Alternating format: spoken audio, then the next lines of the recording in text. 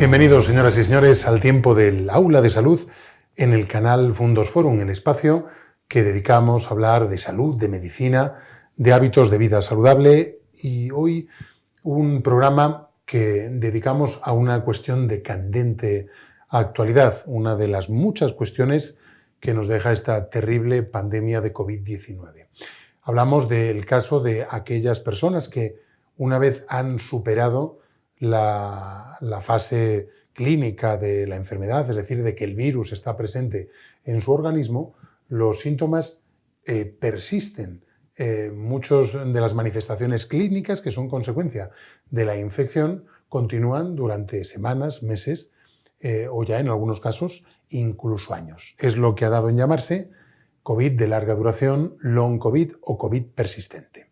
Pues para hablar de todo ello nos acompaña hoy una especialista en medicina interna con amplísima experiencia que trabaja habitualmente en hospitales en León, en Madrid, que también atiende los servicios de urgencia de estos centros y que en consecuencia atesora la experiencia, a veces amarga experiencia, de haber atendido a varios miles de pacientes de COVID-19 cuyas historias acabaron seguramente de distinta manera y en algunos casos lamentablemente de forma trágica. COVID persistente, COVID de larga duración, el COVID que sigue afectando a las personas meses, como decíamos, años después. ¿Es así, doctora?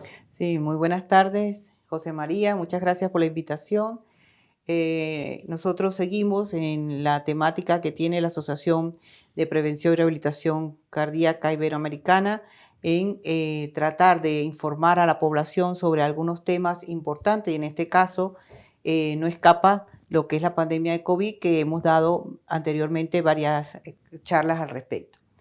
Ya la pandemia afortunadamente está controlada y digamos que dentro de pocos días podemos decir que la pandemia ya forma parte del pasado. Sin embargo, tenemos que valorar qué ha quedado después de la pandemia, y es lo que llamamos el síndrome post-COVID. Es importante que la población entienda que no solamente es la fase aguda de los primeros 5 o 10 días o los primeros 14 días donde ocurre una fase viral, sintomática de fiebre, dolor de cabeza, tos, sino aquellos otros síntomas que van acompañando a la infección de COVID y que no tienen que ver con la parte respiratoria.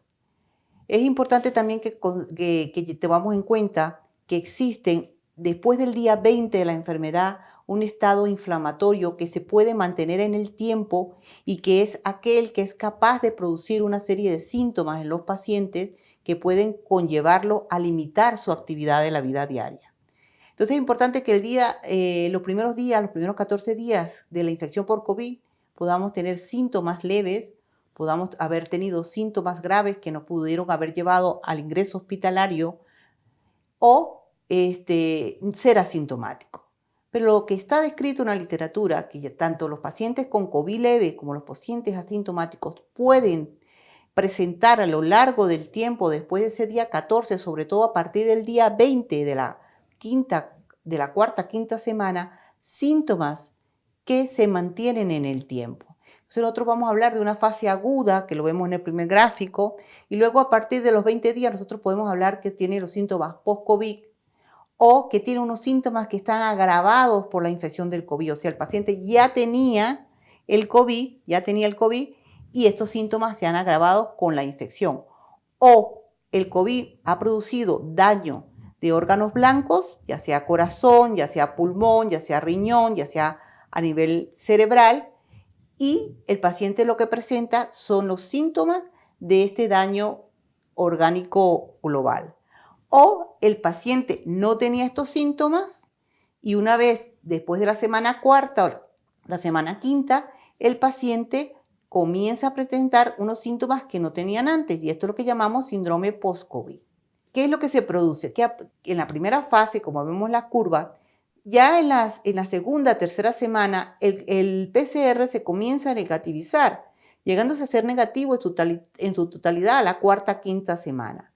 Pero en este momento de la patología, de la enfermedad, hay un proceso inflamatorio que puede en algunos pacientes atacar órganos blancos, como es el pulmón, el corazón, el cerebro, el riñón, entre otros órganos. Pero lo que más llama la atención y lo que más se ve en los pacientes particularmente son dos cosas fundamentales.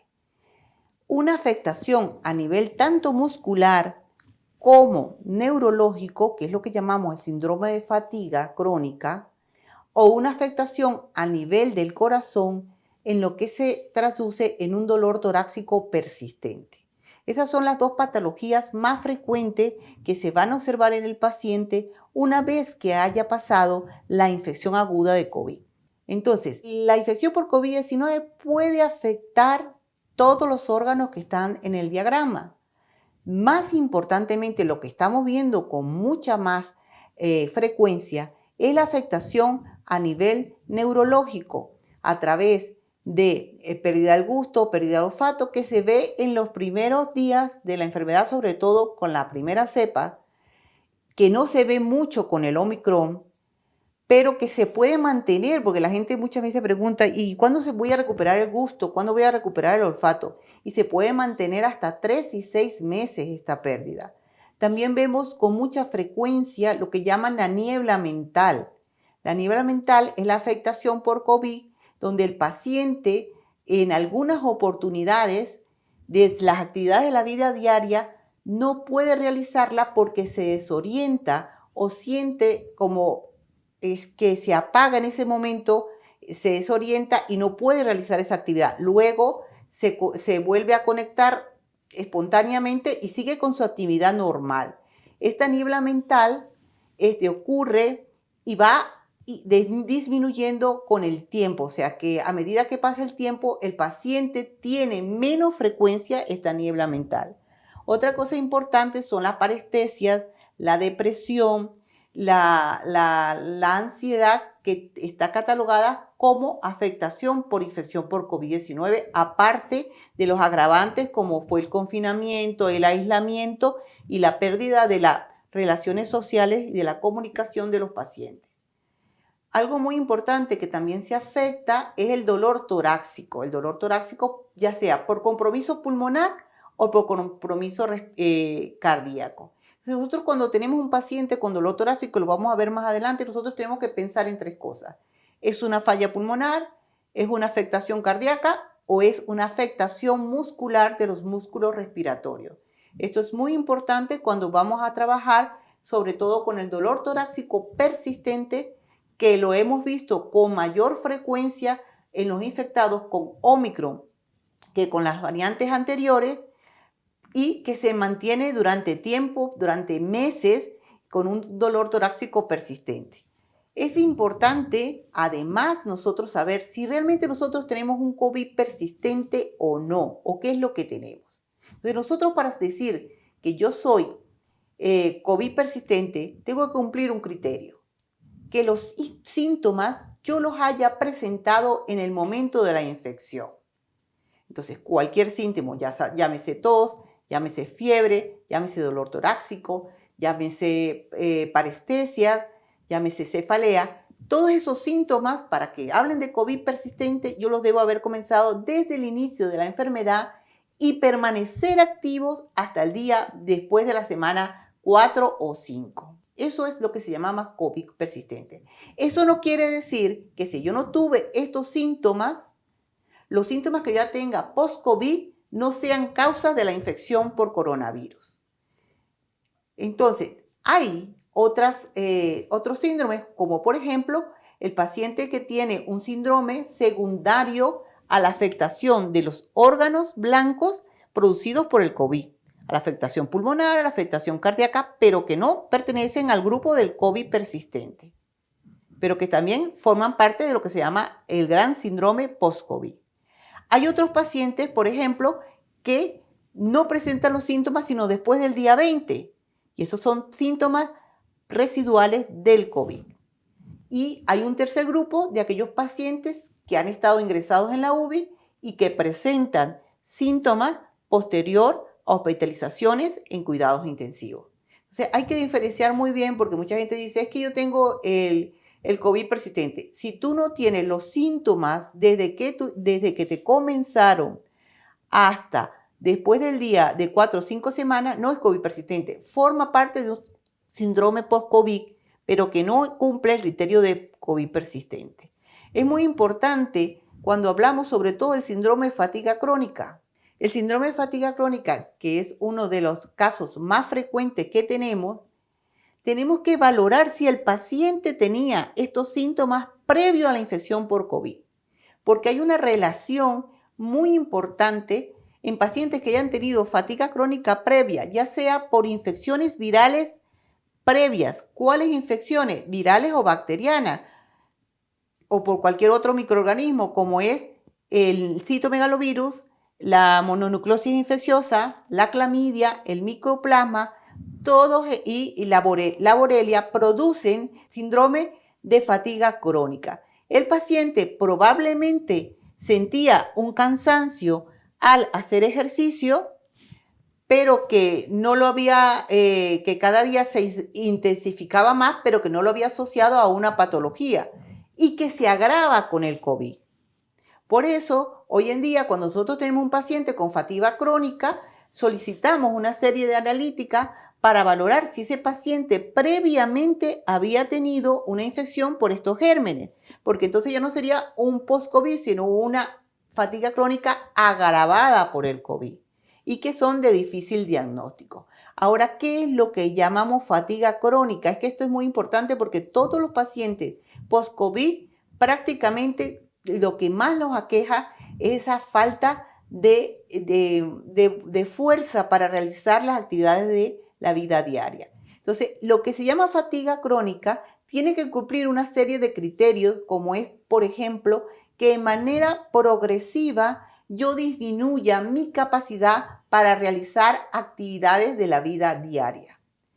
Segundo, que esta fatiga, este cansancio no mejore con el reposo. Otra cosa importante, que se exacerbe con el ejercicio y que vaya acompañada de trastornos del sueño. Por otra parte, puede verse agregada que tenga alteraciones neuropsiquiátricas en las cuales tenemos la disminución de lo que llamamos la niebla mental, la desorientación en algunas oportunidades o síntomas como ansiedad y depresión.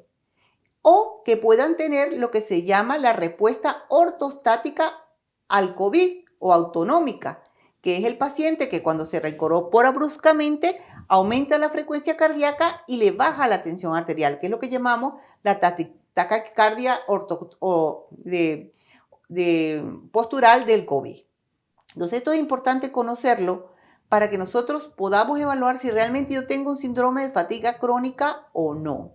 Y si ese fenómeno de fatiga crónica es netamente del COVID o yo había pasado una infección previa que se me ha agravado esta fatiga crónica cuando me infecté por COVID. Esto es muy importante cuando vamos a manejar el paciente desde el punto de vista médico. Ahora, ¿cuáles son las alternativas que tenemos para valorar a este paciente? Primero, hay diferentes escalas médicas que podamos evaluar el síndrome de fatiga crónica. Hay que hacer una analítica importante y luego este paciente, de acuerdo a los resultados de la analítica, se le realizarán o se le darán alternativas terapéuticas. Y ya para terminar, otro caso importante o otro síntoma es el dolor torácico. El dolor torácico del COVID, sobre todo con el Omicron, comienza desde el principio. El dolor torácico es un dolor punzante, de muy fuerte intensidad, que parece un dolor isquémico. Este dolor torácico de la infección por coronavirus puede ser causado por varias causas. Una, la causa pulmonar. Si yo tengo una obstrucción a nivel bronquial, pues tengo que utilizar los músculos accesorios y esto me produce que al utilizar los músculos accesorios yo tenga dolor torácico. Si toso mucho, si tengo una tos persistente, continua, también voy a tener dolor torácico.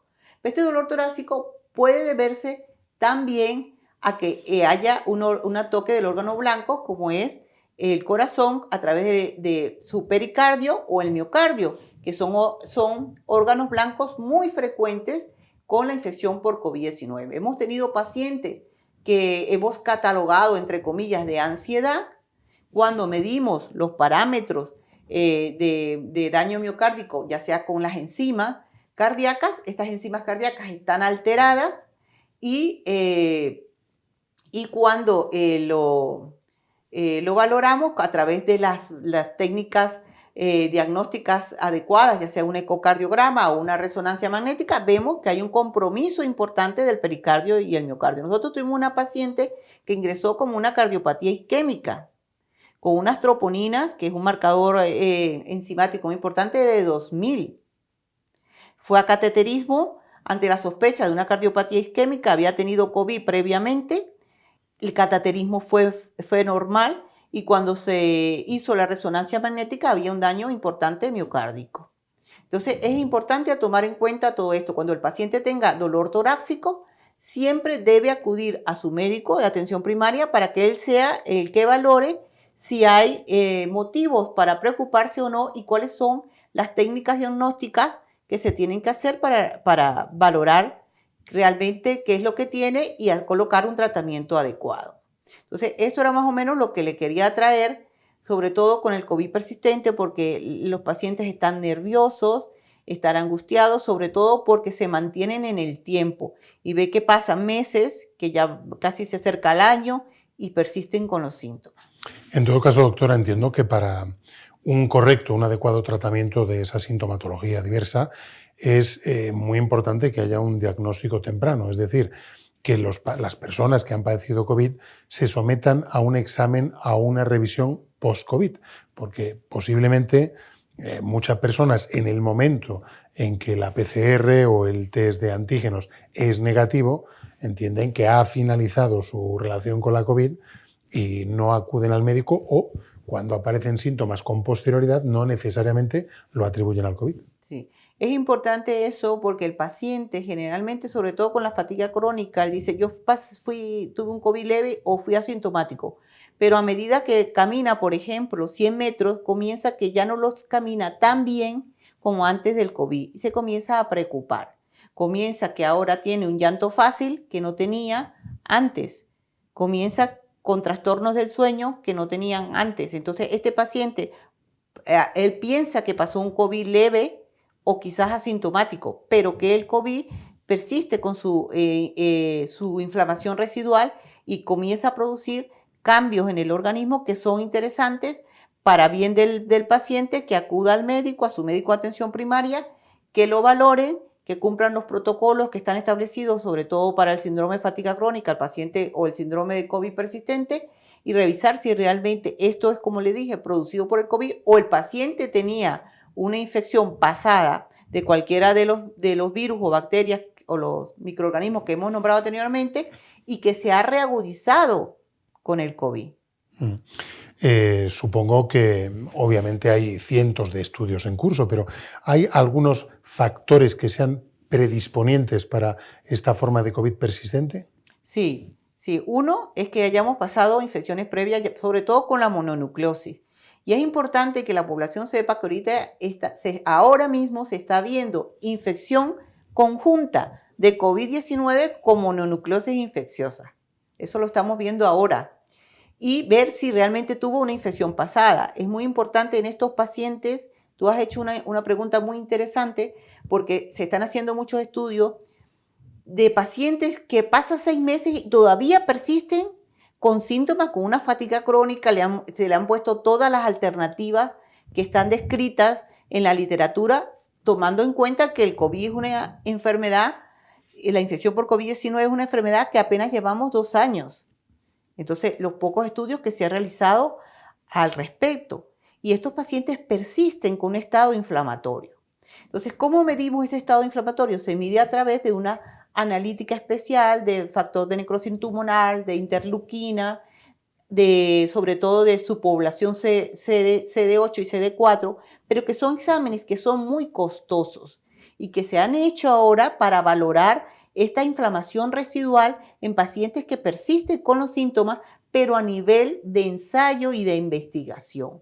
Pero no es algo que se haga comúnmente.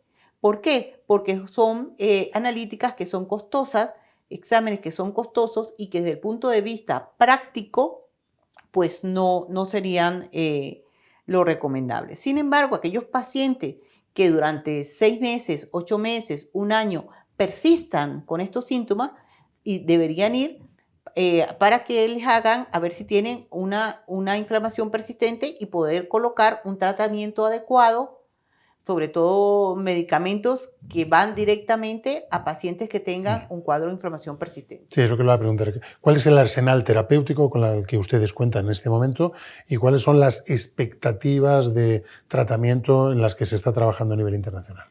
Mira, hay muchos estudios ahora, sobre todo con el síndrome de fatiga crónica post-COVID, o ya sea porque sea un COVID persistente o sea un post-COVID.